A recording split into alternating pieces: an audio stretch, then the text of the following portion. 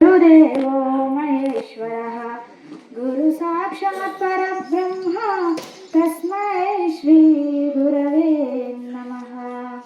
पुन्नालवंशकलशाम्बुदिकैरव्याप्तं पूर्णं दयानिधिमनन्तगुणैकदीक्षं राजाधिराजमकुटाञ्चितरत्नसेव्यं श्रीराजयोगिगुरुमन्तरतो नमामि। श्रीराजयोगी प्रियशिष्यं निजानन्ददीक्षितं गुरुश नरसिंहयोगी नामाङ्कितं సద్గురుతే నమో నమః। ముందుగా జన్మనిచ్చినటువంటి తల్లిదండ్రులకు పాదాభివందనం తెలుపుతూ ఇక్కడున్న వేదికను అలంకరించినటువంటి గురుస్వరూపులకు మళ్ళీ పెద్దలందరికీ కూడా నా యొక్క సాష్టాంగ నమస్కారాలు తెలుపుతూ ఇక్కడున్న సోదర సోదరీమణులకు కూడా నా యొక్క నమస్కారాలు తెలుపుతున్నాను। మరి ఒక జ్ఞానాన్ని ప్రసాదించేటటువంటి వాడు గురువు। అలాంటి గురువు గురించి మాట్లాడాలంటే అంత అర్హత పొందామా మనము అనేది ముందుగా తెలుసుకోవాలి। ఇంతకు ముందే గురువు గారు చెప్పారు, గురువుడు అంటే అందరూ కాదు పరిపూర్ణము అనేదే గురువు అని। మరి అట్లా గురువు పదము గొప్పది, దానికి మించినటువంటి గొప్పది ఇంకొకటి లేదు అంటారు। ఎంత గొప్పది అది అంటే గురుగీత ధర్మము ఏం నేర్పింది మనకు గురువు గురించి అంటే, ఇక్కడ సాక్షాత్తు పరమశివుడు గురువు యొక్క మహత్యాన్ని ఆ ఒక పార్వతీదేవికి తెలుపుతూ ఒక మాట చెప్పారు ఒక శ్లోకం ద్వారా। ఏంటది అంటే, శివేరుష్టే గురుస్త్రాత గురోరుష్టే నకచ్చన లబ్ధ్వా కులగురు సమ్యక్ గురుమేవ సమశ్రయాత్ అన్నారు। ఏంటిది అంటే, ఈశ్వరుడికి కోపం వస్తే గురువు రక్షిస్తాడంట, మరి గురువుకి కోపం వస్తే ఈశ్వరుడు కూడా రక్షించలేడు అంటే అంత గొప్పవాడు, ఈశ్వరుడు కన్నా గొప్పవాడు గురుడు అని। మరి ఇక్కడ గురువు గురించి పెద్ద పెద్ద వాక్యాలు తెలుసుకోవాలి, ఇదొక్క శ్లోకము అర్థం చేసుకుంటే గురువు ఎంత గొప్పవాడు అనేది తెలిసిపోతుంది। మరి ఇందాక ఒక చిన్న పిల్లవాడు ఎవరో గురు స్తోత్రం చెప్పారు, గురు బ్రహ్మ గురు విష్ణు అని। ఇందాక ముందర గురు బ్రహ్మ గురు విష్ణు మహేశ్వర గురు సాక్షాత్ పరబ్రహ్మ తస్మై శ్రీ గురవే నమః అని అందరికీ తెలుసు। ఇప్పుడిప్పుడే తొలి పలుకులు పలుకుతున్న పిల్లోడికి తెలుసు, కాటికి పోతున్న ముసలానికి కూడా ఈ ఒక శ్లోకము ఈ స్తోత్రము తెలుసు। మరి ఆ పిల్లవాడికి తెలుసు, మనకు తెలుసు।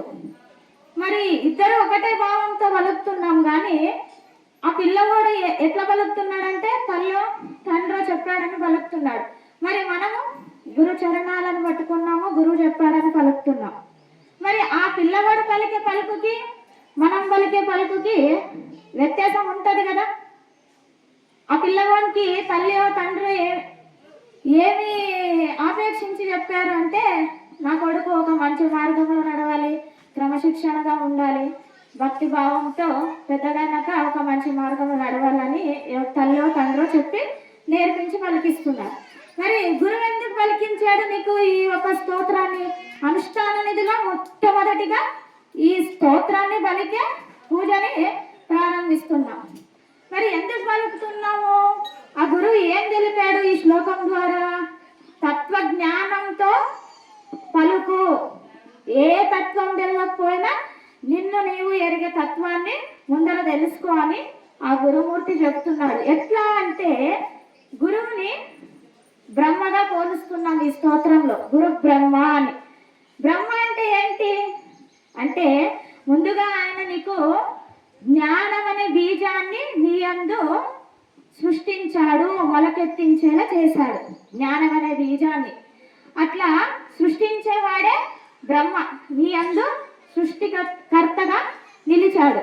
మరి గురు విష్ణు అంటే ఏంటి అంటే, సృష్టించిన తర్వాత పిల్లల్ని పుట్టించాలి, పోషించాలి కదా, పోషించి పెద్ద చేయాలి కదా। ఎట్లా పోషిస్తున్నాడు అంటే, జ్ఞానం అనే బీజాన్ని నాటిన తర్వాత ఆ మొక్క పెద్దగా కావాలి కదా, అట్లా అజ్ఞాన అంధకారాన్ని నీ ఆవరణలోకి అంటే నీ దరికి రాకుండగా తన బోధన సామృతాన్ని నీకు పానకంలా ప్రతిరోజు ఆయన నీకు తత్వదృష్టి ద్వారా బోధని వినిపించేలా వేస్తున్నాడు. అట్లా వింటూ వింటూ వింటూ నువ్వు అజ్ఞానాన్ని తొలగించుకొని జ్ఞానం అనే ఒక మార్గంలో నడుస్తున్నావు. అంటే పోషిస్తున్నాడు ఇక్కడ విష్ణుమూర్తి అయి. అందుకే పోషణకర్త అంటే స్థితికర్తగా నీ స్థితిని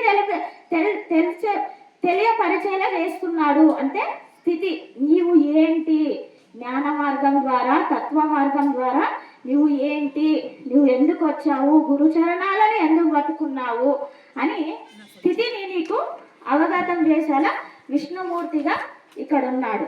మరి మహేశ్వరుడు అన్నాడు, సృష్టించాడు, పోషించాడు, మరి నశించే వాటి వాడు అంటే కాల్చివేస్తున్నాడు.